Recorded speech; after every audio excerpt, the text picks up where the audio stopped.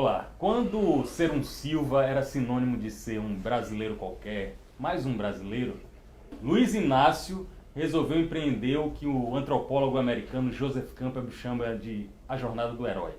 Esse Luiz Inácio, que poderia sucumbir ao destino de ser um retirante morto antes mesmo de chegar na metrópole, mudou os rumos da história, virou presidente da República, virou ídolo de uma nação. Ele é amado por milhões, ele é criticado por milhões e ele é condenado por alguns.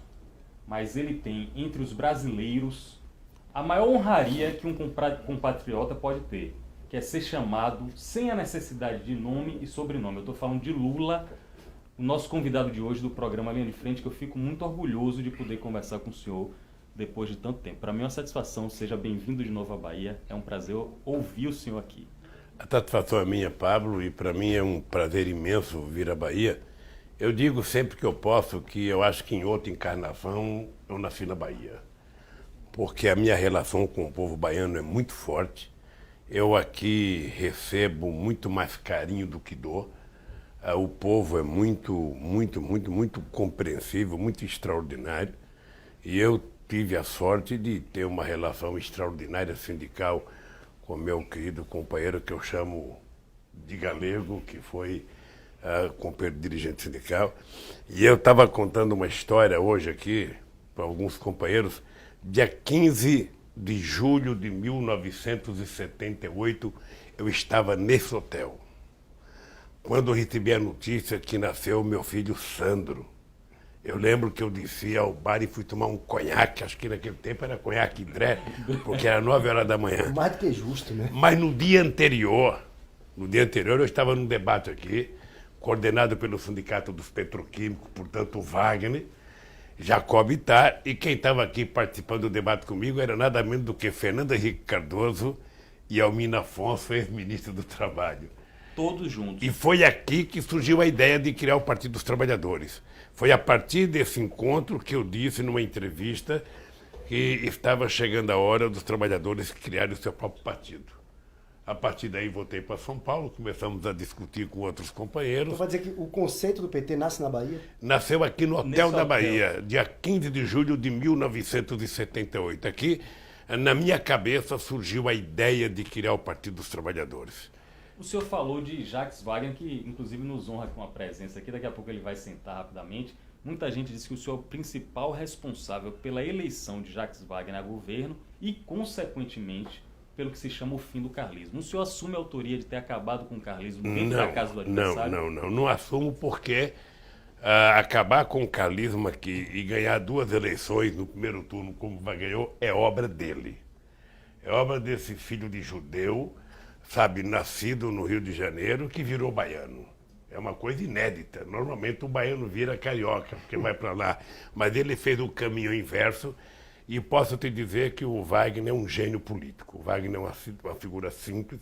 O Wagner nunca tenta se impor a nada, ele está sempre conversando, ele está sempre ouvindo. Viu, Matheus? Essa é uma coisa importante. E eu, sinceramente, eu contribuí naquilo que eu podia contribuir. Mas eu até dizia para o Wagner, você é meu ministro, rapaz, você é muito bom aqui, não vá para a Bahia não, rapaz, você pode não ganhar. Ele falava, eu vou ganhar. E veio e ganhou. Seria um bom presidente da República? Muito se falou nisso aí. Não, deixa eu te falar, eu acho que uma figura com a característica do Wagner pode ser presidente da República. O Wagner é de muita competência política e, sobretudo, de muita habilidade política. Mas já agora não. Eu não sei, veja, eu não sei quando, mas eu acho que o Wagner é um quadro que eu tenho o mais profundo respeito. E um cara que consegue ganhar as eleições aqui na Bahia no primeiro turno, 2 eleições, e ainda consegue eleger o sucessor também no primeiro turno, é porque tem pedigree de muita qualidade em política. Portanto, o Wagner é um companheiro que tem que estar sempre sendo olhado, sempre sendo pesquisado, porque eu acho que o Wagner pode contribuir muito com o Brasil. A gente vai falar, desculpe, Matheus, a gente vai falar daqui a pouco sobre o juiz Sérgio Moro, sobre a Operação Lava Jato, mas antes eu queria continuar nesse mesmo assunto que o presidente Lula tocou. O sucessor de Wagner, Rui Costa. Qual a avaliação que o senhor faz de Rui Costa aqui na Bahia? Eu sinceramente, estou impressionado com a qualidade e a competência política do Rui. Você sabe que eu antes do Wagner de escolher pelo Rui, eu era uma pessoa que defendia que o Sérgio Gabrielli fosse candidato a governador da Bahia. E o Sérgio deixou o governo federal, veio para cá, e passado algum tempo o Wagner me falou, olha, o presidente, eu tenho uma pessoa que trabalha comigo, que eu acho que está mais talhado para ser o candidato a governador, e explicou quem era o Rui, lançou o Rui. Teve que te convencer. Sabe? Ele me convenceu que o Rui tinha condições de ganhar, que era competente, e o Rui é aquela surpresa agradável, porque ele é corajoso, é competente do ponto de vista gerencial, do ponto de vista de ser um cara, sabe, que sabe gerir uma máquina administrativa, e é um companheiro que tem feito um governo extraordinário aqui na Bahia. É sinceramente uma surpresa. Eu conheço a história do Rio, ele conta muito a história dele, a história do estudo dele, a história do pai dele, a história da mãe dele. Então eu tenho uma identificação, um respeito muito grande, e é engraçado porque eu vejo o Wagner lidar com o Rui. O Wagner faz um esforço imenso para não criar nenhum problema para o Rui. Pense num ex-governador que não atrapalha o atual, é o Jacques Wagner. Ele está sempre saindo do palanque antes, ele não quer atrapalhar o Rui, ele não quer dar palpite no Rui, ele não quer... Quer roubar a cena, né? Eu acho isso extraordinário. Eu acho que é uma dupla que está fazendo história na Bahia, e eu acho que o Rui será, sinceramente, o futuro governador, porque ele tem muita competência e ele vai se reeleger governador. O senhor veio agora de um evento chamado Encontro Internacional Parlamentar, assistir o discurso completo do senhor, um discurso de 26 minutos. Em alguns momentos o senhor fez desabafos que nem são características do Lula. A gente conhece o Lula aqui agora, viemos conhecer um homem cordial, gentil, mas em alguns momentos o senhor estava inflamado. E o senhor falou, literalmente, que se precisar ir para a guerra, Lula vai para a guerra. Essa guerra seria contra o judiciário e contra alguns veículos de comunicação? Deixa eu te falar uma coisa, Pablo e Matheus. Veja, eu sou um brasileiro indignado hoje, porque eu tenho uma história construída nesse país. Obviamente que eu não estou acima da lei, não quero estar acima da lei. Eu, quando presidente da República, fiz tudo que era possível fazer de mudança de lei para facilitar, sabe, o combate à corrupção, melhorei a Polícia Federal, melhorei o Ministério Público, dei autonomia para o Ministério Público, escolhendo o primeiro da lista, e sou uma pessoa que respeita a lei. Agora, veja, ao mesmo tempo eu defendo que a presunção de inocência ela tem que existir sempre, ou seja, eu sou inocente até prova em contrário. O que eu estou me queixando? Eu sou vítima de um processo político, não de um processo judicial. Eu estou sendo condenado porque a Globo mentiu através do jornal o Globo, uma mentira. A Polícia Federal comprou a mentira do jornal o Globo e fez um inquérito mentiroso. Sabe, o Ministério Público comprou um inquérito mentiroso da Polícia Federal e fez uma acusação mentirosa a meu respeito. E o Moro, que era juiz que poderia recusar tudo, aceitou e deu uma sentença mais mentirosa ainda. E essa sentença nós recorremos ao TRF4 e eles, sem sequer ler os autos do processo, porque não leram, porque se leram tinha que me inocentar, me condenaram e aumentaram inclusive a pena. Ora, então eu estou indignado, porque eu acho que um cidadão, embora ninguém esteja acima da lei, um cidadão só pode ser condenado, ele só pode ser condenado, receber uma pena, se ele tiver cometido um crime. As pessoas têm que apresentar para a sociedade o crime. Eu estou sendo condenado por um apartamento que não é meu, ele sabe que não é meu, que não tem nada a ver com a Petrobras, ele sabe que não tem nada a ver com a Petrobras. Trouxeram uma empresa, um offshore do Panamá, dizendo que era ligada ao apartamento pressuposto, o pressuposto apartamento meu. Depois descobriram que essa offshore do Panamá era dona do triplex da Globo lá em Paraty, e era dona do helicóptero da Globo. Aí a moça que foi presa foi solta, nunca mais falaram nesse negócio, e eu fiquei na Lava Jato, porque essa história inventada do offshore era só para me levar para Curitiba para ser julgado pelo Moro. Então eu, sinceramente, não tenho porquê, como cidadão brasileiro, ter respeito por essa gente que mente descaradamente ao povo brasileiro. Presidente... E o que eu quero? A única coisa que eu quero é que eles leiam o meu inquérito e votem em função dos autos do processo. Se eu tiver condenado, Se eu cometi o crime, apresento o crime que eu cometi, me condena e eu, como qualquer cidadão que cometi crime, só fica quieto. Agora, se não tiver crime, por favor, peçam desculpas, que é o mínimo que eu espero dessa gente. O senhor fez críticas duríssimas ao judiciário nesse discurso, lá na Assembleia. Falou agora mais uma vez, não respeita, sobre as mentiras. E o senhor ainda tem pretensões presidenciais claras. Caso consiga sair dessa enrascada toda, pretende ser presidente da República. Como é que vai ser a relação com o judiciário depois de tudo isso? É possível ainda haver uma relação republicana? Primeiro eu vou ser presidente se o povo deixar, porque tem um ingrediente novo aí. Para ser presidente eu tenho que pedir para o povo. Mas agora tem outro ingrediente que é a justiça. Deixa eu lhe contar uma coisa. Um presidente da República, ele não tem que ter uma relação carnal com o Poder Judiciário. Porque o Poder Judiciário tem a sua função, que é fazer cumprir as leis. O presidente tem a sua função, que é governar o Brasil, que ele foi eleito. E o Poder Legislativo tem a sua função, que é legislar, sabe, para esse país. Ora, se cada um cumprir a sua função, está ótimo. Ora, eu respeito o Ministério Público enquanto instituição, eu respeito o Poder Judiciário como um todo enquanto instituição, eu respeito o Congresso Nacional enquanto instituição, eu respeito a Presidência da República enquanto Constituição, eu respeito a Polícia Federal enquanto instituição. Agora, o que nós precisamos exigir das instituições que são fortes é que as pessoas que compõem essas instituições sejam sérias, sejam responsáveis e não brinquem com o ser humano. Eu não sou um ser humano qualquer, eu tenho 72 anos de idade, tenho uma história de vida e de luta nesse país. Eles sabem o que eu faço, porque tudo o que eu faço é público e eu não aceito mentira a meu respeito. Não aceito que um menino que tem como mérito ter estudado um curso de Direito e passado 3 anos estudando para fazer um concurso, esse cidadão vai e diga que o PT é uma organização criminosa e que o PT é uma organização criminosa, que o Lula, que é a pessoa mais importante, também é o chefe, portanto o chefe tem que ser punido, e inventa aquela mentira do PowerPoint. Eu não aceito, não acredito que o menino possa dizer: eu acuso todo mundo, mas eu não tenho prova, eu só tenho convicção. A convicção dele fique para ele. Se tem alguma coisa contra mim, apresente prova concreta. Apresente o crime que eu cometi.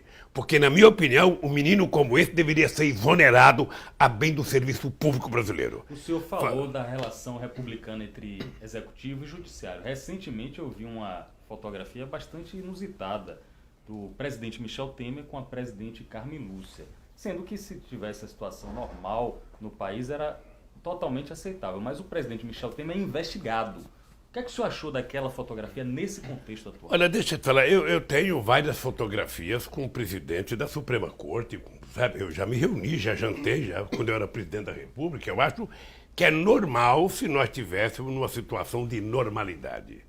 Como a gente está numa situação em que o presidente Temer está sendo investigado, quebrar o sigilo bancário do presidente, que eu acho um absurdo. Eu ia falar isso, o senhor chegou a dizer na Folha que o presidente Temer tinha sido vítima de um golpe orquestrado pelo Janot, usando o Joesley como É outro ferramenta. período, é outro momento. Antes. Inexoravelmente a Globo tentou dar um golpe no Temer. Por quê? Mas o PT na Câmara apoiou esse golpe, porque deixa eu lhe votou falar. unanimemente. Não, eu não sei o que o PT apoiou, eu estou dizendo o que eu penso. Quando eu vi aquela cena, eu fui no encontro do PT lá em São Bernardo para dizer para os petistas: vocês sabem que o motivo pelas quais a Globo quer derrubar o Temer não é o motivo pelas quais o PT quer tirar o Temer. Nós queremos tirar o Temer porque não concordamos com isso e não concordamos com o golpe na Dilma.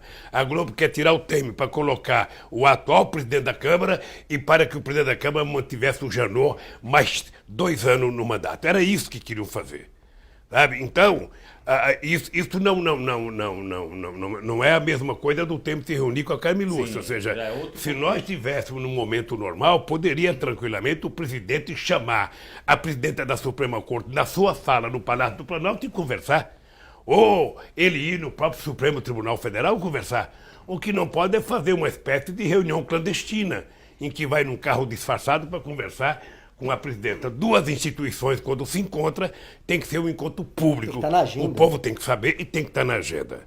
Agora, eu não sei o que eles discutiram, portanto, eu não posso fazer juízo de valores. A única coisa que eu quero companheiro Matheus e companheiro Pablo, é que a verdade seja restabelecida nesse país.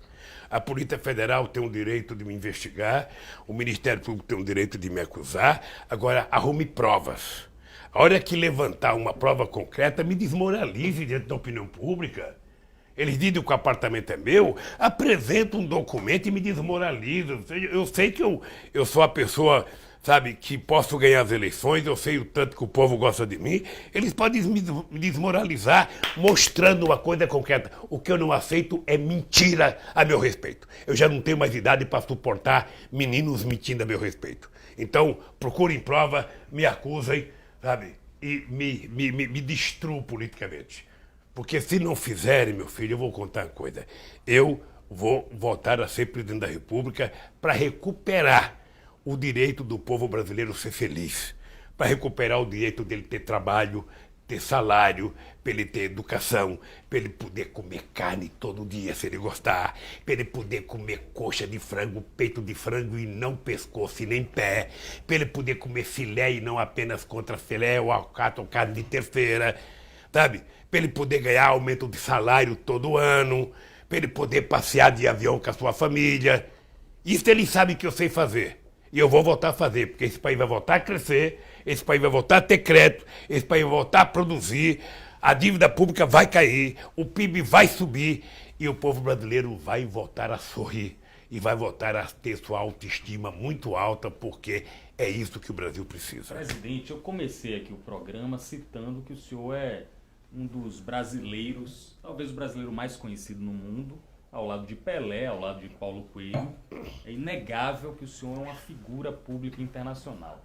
O presidente Lula vai ser indicado ao Prêmio Nobel? Olha, eu não sei. Eu não sei, essa coisa não depende de mim. O companheiro Pérez Esquivel esteve comigo em São Paulo e disse que ele vai tomar a iniciativa de começar uma campanha, vai conversar com outras pessoas que foram laureadas com o Prêmio Nobel da Paz, sabe? E se fizerem e eu for, eu ficarei, obviamente, que muito agradecido. Mas, obviamente, que não depende do Lula fazer nada. O Lula só tem que torcer para que dê certo ou não.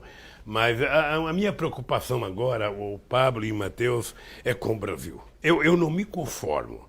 Eu deixei a presidência dia 31 de dezembro de 2010. O comércio varejista estava crescendo quase que a 14% ao ano. O PIB tinha crescido 7,5% naquele ano. A gente tinha 20 milhões de pessoas trabalhando com carteira profissional assinada. O salário mínimo tinha crescido 74%. A empregada doméstica estava sendo tratada com respeito, não como escrava. E eles querem destruir tudo isso. Esse dia eu vi uma matéria no jornal dizendo que um diretor do Banco Mundial tinha dito que o salário mínimo no Brasil é muito alto, era preciso diminuir. Manda esse diretor burocrata, essa mofadinha do Banco Mundial, vir para Salvador viver com salário mínimo para ele saber o que é comer o pão que o diabo amassou. Aí outro disse, o Jornal o Globo escreveu uma matéria dizendo que a classe média está feliz porque a empregada doméstica diminuiu, sabe, o peso dela no orçamento da classe média. Sinceramente, você sabe que eu sonho um dia que o país não tem empregada doméstica. O dia que cada um cuidar da sujeira que faz.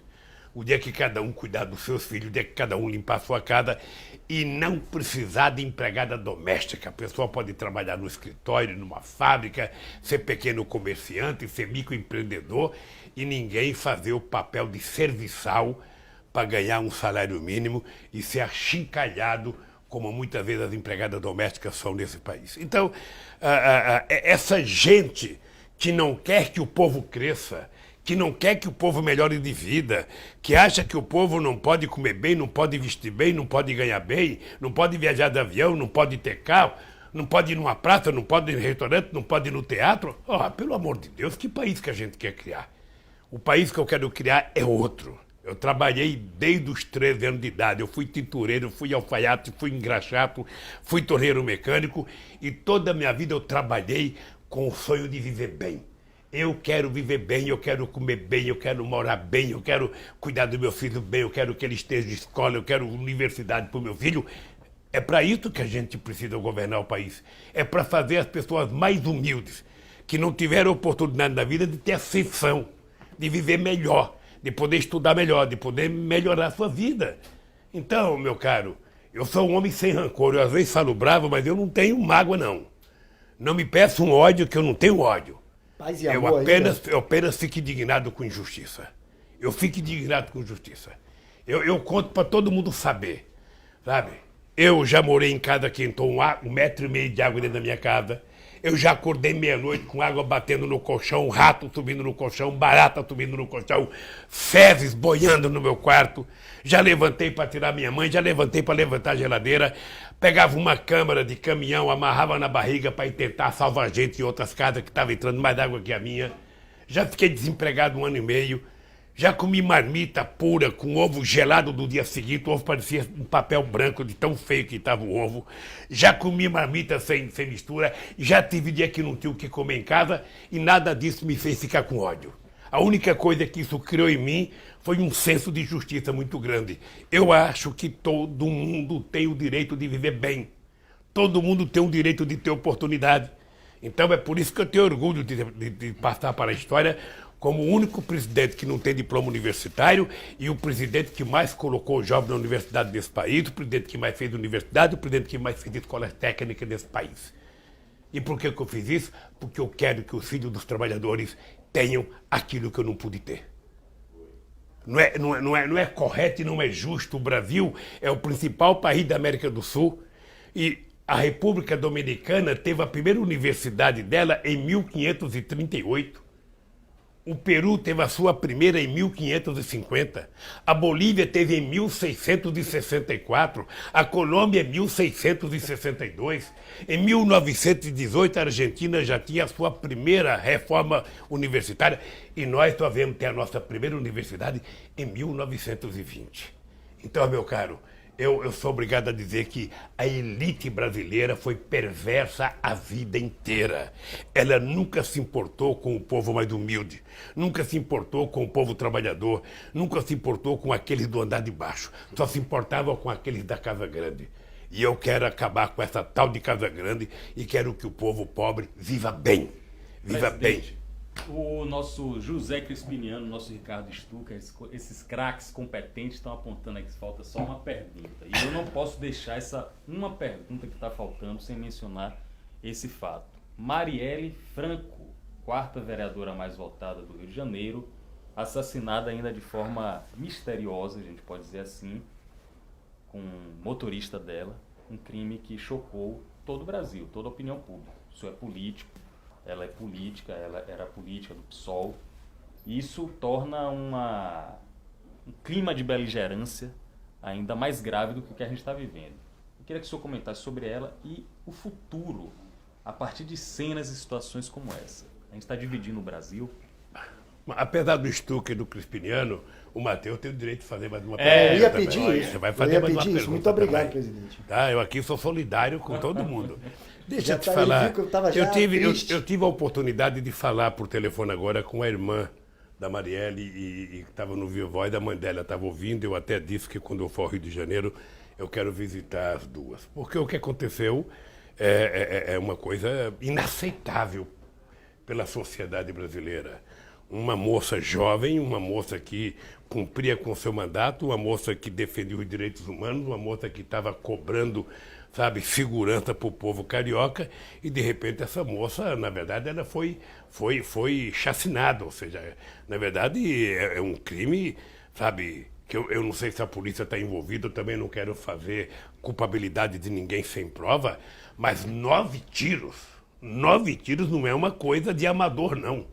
É uma coisa de profissional que fez aquilo pensado, sabe? Agora o que a gente tem que fazer? A gente tem que brigar, pressionar para que o Estado do Rio de Janeiro, a polícia do Rio de Janeiro, as Forças Armadas que estão lá no Rio de Janeiro, sabe, não meça o esforço para que a gente possa apurar, pegar os culpados e apresentar para a sociedade brasileira os safados que fizeram isso com uma moça de bem que apenas cumpria com a sua função de vereadora. Eu acho que é triste que a gente possa aparecer aos olhos do mundo com uma violência dessa, uma barbárie dessa feita com uma moça que exercia dignamente o seu mandato de vereadora. Presidente, o senhor já falou sobre a possibilidade diante de todas as lutas do senhor, da possibilidade de ser preso e de como lidar com isso. Hoje é uma situação real, porque existe uma condenação, existe a possibilidade de prisão em segunda instância, que talvez o STF discuta o caso ou não. O senhor está preparado para a prisão? Deixa eu te dizer uma coisa, eu acho que ninguém está preparado para a prisão e eu acho que eu não vou ser preso e não há razão para eu ser preso. Eu acho que preso deve ser quem cometeu um crime. Quem não cometeu crime não tem que ir para a cadeia. O que eu estou querendo? Que as instâncias superiores analisem o processo. Leiam o meu processo para saber as mentiras que foram contadas até agora. É por conta disso que eu tenho certeza que eu não vou ser preso. Tenho certeza que eu não vou ser preso e estou muito tranquilo. Eu posso dizer para vocês dois e para o telespectador que hoje os meus acusadores têm menos tranquilidade do que eu. Porque eles sabem que a minha tranquilidade é a tranquilidade de um inocente. E eles sabem que eles não têm tranquilidade porque eles mentiram no processo a meu respeito e essa verdade vai vir à tona. É apenas uma questão de dia. Eu estou muito tranquilo. Obviamente que eu vou me defender, vou brigar. Sou muito grato a toda a solidariedade que eu tenho recebido. E eu não quero ser melhor do que ninguém. Eu só não quero ser menor do que ninguém. Eu não quero nenhum privilégio, não peço nenhum favor. Eu só quero que leiam atentamente o meu processo, procurem o crime que eu cometi e anunciem ao povo brasileiro o crime que eu cometi. Se não tiver crime, então, por favor, mande as pessoas que me acusaram pedir desculpa. Porque essa gente deveria sofrer um processo efetivamente de investigação, porque se eles estão me condenando sem provas, eles, na verdade, deveriam ser exonerados a bem do serviço público. É isso que nós vamos brigar. Mas agora eles estão preocupados, porque está havendo greve deles para ter auxílio moradia, enquanto o governo acaba com o Minha Casa Minha Vida para quem é o salário mínimo, enquanto o trabalhador às vezes não tem o que comer, não pode pagar aluguel, sabe? Pessoas que ganham 30 mil, 40 mil, 50 mil, estão reivindicando 4.600 de auxílio moradia. Isso, na verdade, é uma vergonha e eu acho que a gente não pode aceitar. Para encerrar, só quero mostrar essa foto do senhor em 94. Esse senhor se chama Seu Pedro, é o avô daquela jovem ali que está emocionada, o nome dela é Joana, ela é nossa jornalista e tirou a foto com o senhor na cidade de Simões Filho. Filho de Edival Passos. Pai de Edival Passos. Pai de Edival Passos. E você é parente do Edival? É sobrinho. Oh, Joana, o Edival foi presidente do Sebrae. Cristiano Freire, é um dos fundadores do PT aqui. Dê um abraço. Como que é o nome dele? Seu Pedro. Seu Pedro, um abraço. O senhor estava aqui com uma barba um pouco mais escura. Estava mais bonito, mais jovem. Não, o senhor continua bonitão. Espero que continue fazendo uma malhação com o Ricardo Stucker, tomando whey protein, que é bom demais para a saúde. Vou encerrar o programa ali em frente agradecendo essa figura, esse cidadão ilustre, todo mundo aqui que ajudou o PT, o pessoal Pimenta, seu José Crispiniano, o seu Ricardo Stucker, a galera, todo o governador Jacques Wagner, todo mundo aqui, encerrando com a frase que não é minha. Sempre encerro com a frase que não é minha. A frase é de um xará meu, um pouco mais ilustre, se chama Pablo Picasso. Ele diz o seguinte, presidente: não me interessa mais tudo que eu realizei, só penso agora no que ainda posso fazer. Pensem sobre isso e até a próxima. Muito obrigado. Maravilha. Obrigado. Obrigado, Pablo. Muito obrigado. Obrigado, Matheus. Boa sorte.